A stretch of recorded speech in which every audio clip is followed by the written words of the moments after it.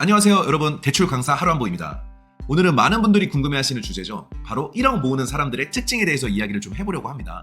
특히 무조건 아끼는 게 답이다 이런 생각에서 조금 벗어나보자는 취지로 준비했거든요.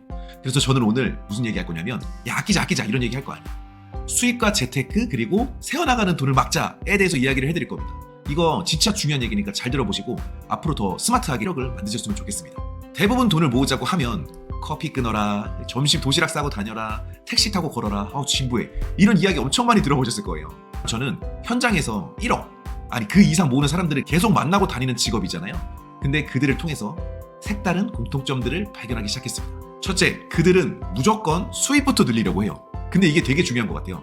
돈을 모을 때 사람들은 보통 지출을 줄이는 데만 집중하거든요. 근데 1억 모으는 사람들은 달라요. 오히려 어떻게 하면 지금 지출을 유지하면서 수입을 더 늘릴까?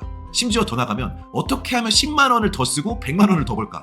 여기에 집중한다는 겁니다. 그래서 제 지인 중에는 월급 280만 원 받는 친구가 있었는데 이 친구가 갑자기 어느 날부터 과외를 시작합니다. 그리고 주말에도 알바를 막 뛰는 거예요. 근데 그렇게 하다 보니까 월급 외에 한 달에 100만 원, 150만 원씩 더 벌게 되더라고요. 근데 재밌는 게 주말에 투잡, 쓰리잡을 하는 거 아닙니까? 근데 그 잡에서도 또 소득 증가가 일어나더라고요. 그냥 처음에 투잡, 쓰리잡 한다고 100만 원만 더 버는 게 쭉 되는 게 아니야. 거기서 나의 퍼포먼스가 늘어나면 거기서 추가로 또 소득이 발생한다는 거예요. 어떻게 보면 사실 그 자체만으로도 이미 1억을 빠르게 모을 수 있는 능력이 생겼다라고 볼 수 있지 않겠습니까? 자, 그리고 두 번째 특징, 돈을 모으는 게 아니라 항상 그들은 돈을 굴려요.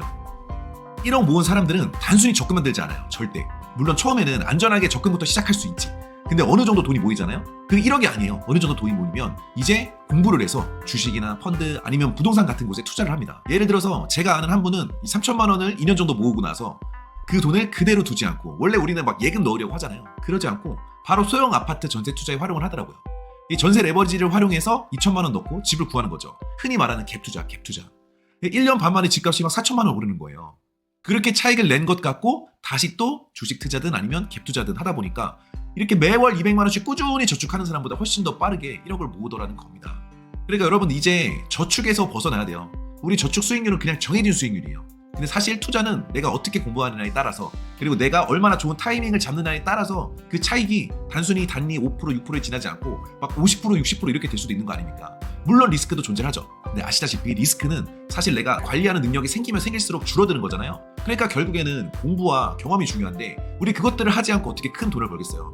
그러니까 여러분들은 적금만 해서는 절대로 그런 기회를 잡을 수 없고 리스크를 관리할 수 있는 기회조차 나오지 않는 거예요. 중요한 건 그 능력인데, 근데 항상 1억을 잘 모으는 사람들 보면은 그 능력을 키우기 위해서 공부하고 경험한다는 겁니다. 그리고 세 번째, 씁니다. 써요. 쓸 때 쓰는 거고 새는 돈은 확실히 막아주는 습관을 갖고 있더라, 이겁니다. 이게 진짜 중요한 얘기인데 무조건 아끼는 게 아니라 자기 개발이나 건강 이런 데는 과감하게 돈을 써요. 아니 오히려 아끼는 사람보다 돈을 더 써. 근데 대신 술자리나 필요 없는 지출 같은 걸 확실히 줄여버려요. 뭐 예를 들어서 술자리에 막 참여해서 10만 원, 20만 원씩 2주일에 한 번씩 쓰면 얼마예요 벌써? 이거 연으로 따지면 몇백만 원 된단 말이에요. 그런 거 안 하고.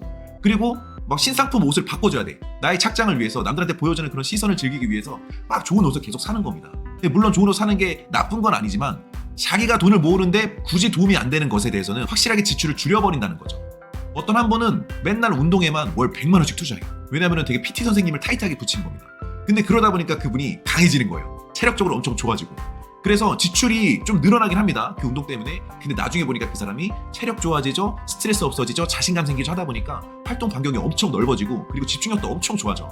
그래서 나가는 돈 100만 원보다 버는 돈이 훨씬 많아지는 사람이 되는 거예요. 그러니까 1년으로 따지면 결국에는 내가 진짜 운동하고 집중력을 키우기 위해서 1200만 원을 투자했어. 근데 그럼으로 인해서 내가 다른 퍼포먼스를 내서 4천만 원, 5천만 원을 더 벌어. 이런 결과를 가져오더라는 겁니다.